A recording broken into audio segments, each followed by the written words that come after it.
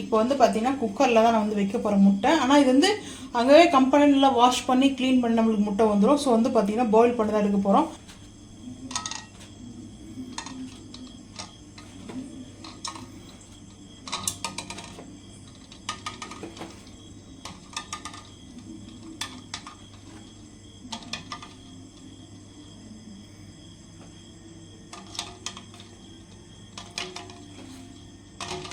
எத்தனை முட்டை செய்யல, ஏன்னா வந்து பாயில் பண்ணிவிட்டு நம்ம வந்து மசாலா செஞ்சுக்கிட்டு பார்க்கலாம் வாங்க. கொஞ்சமாக வந்து கல் சால்ட் வந்து சேர்த்துக்கலாம், அது உங்களோட விருப்பம் தான். ஸோ இப்போ வந்து பார்த்தீங்கன்னா ஒரே விசில் மட்டும் குக்கரில் 1 விசில்லே வந்து அடுப்பு ஆஃப் பண்ணிவிட்டு பார்க்கலாம் வாங்க.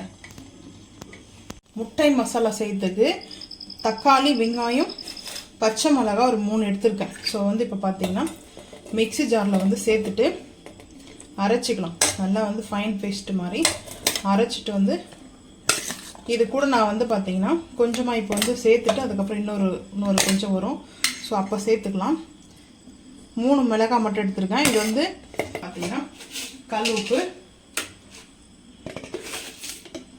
உப்பு தேவையான அளவுக்கு. இப்போவே கொஞ்சம் மிளகாய் தூள், அதாவது கொஞ்சம்லாம் காற்று தேவையான அளவுக்கு வந்து பார்த்தீங்கன்னா ஒரு 1/2 டீஸ்பூனுக்கு வந்து எடுத்துருக்கேன் காஷ்மீரி மிளகாய் பவுடர்.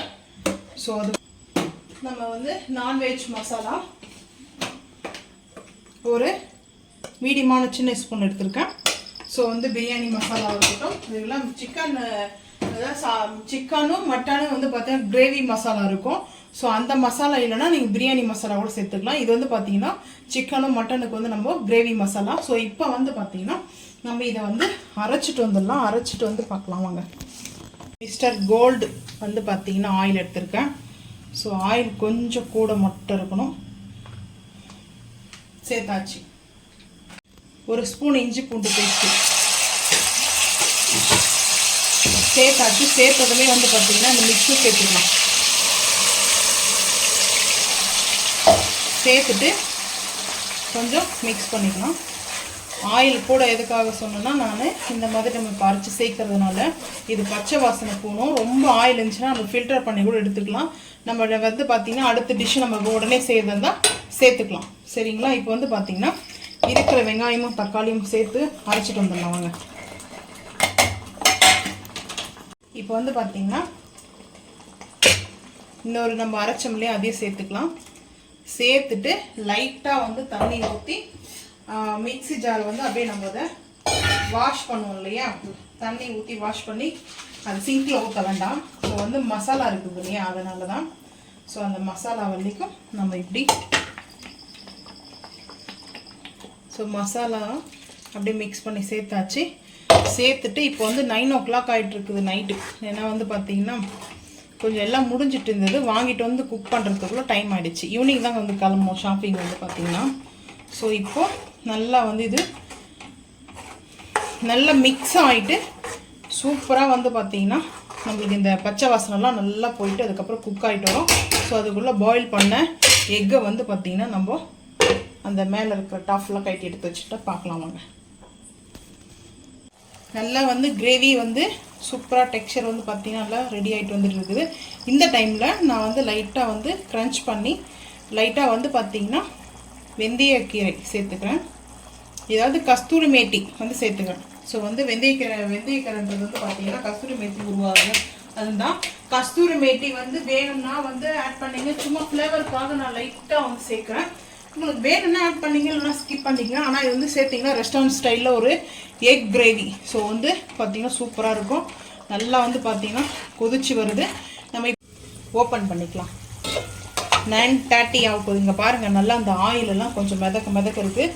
ரொம்ப வந்து ஆயில் இல்லை, கரெக்டாக இருக்குது. ஸோ நம்ம அந்த எக்கு போட்டு மிக்ஸ் பண்ணுறதுக்கு கரெக்டாக இருக்கும்.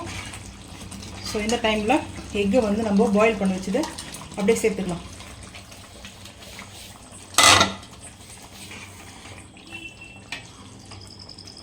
ஸோ இப்போ வந்து பார்த்திங்கன்னா அப்படியே எல்லா எக்கும் சேர்த்துட்டேன்.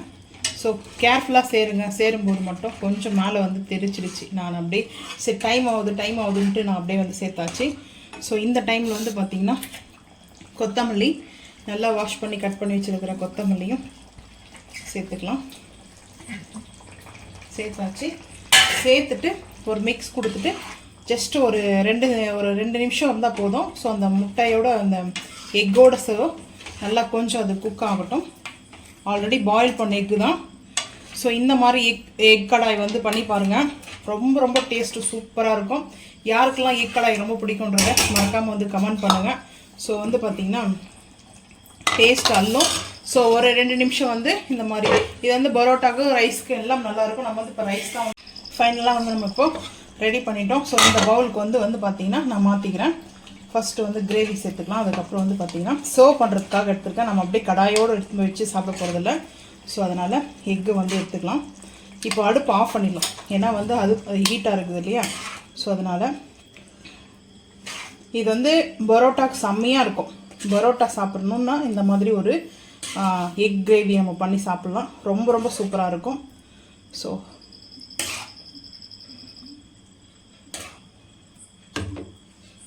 ரொம்ப பியூட்டிஃபுல்லாக நம்மளுக்கு வந்து பார்த்திங்கன்னா எக் கிரேவி வந்து ரெடி ஆகிடுச்சு. ஸோ ஃபைனல் வந்து நம்ம இப்படி தான் சேர்த்துருக்கோம். டேஸ்ட்டு ரொம்ப அல்டிமேட்டாக இருக்கும். நீங்களும் இதே மாதிரி வந்து செஞ்சு பார்த்துட்டு மறக்காமல் வந்து கமெண்ட் பண்ணுங்கள். நாங்கள் வந்து ரைஸ் தான் வந்து நைட் இன்றைக்கி. ஸோ வந்து இதுக்கு மேலே டைம் ஆகிடுச்சு.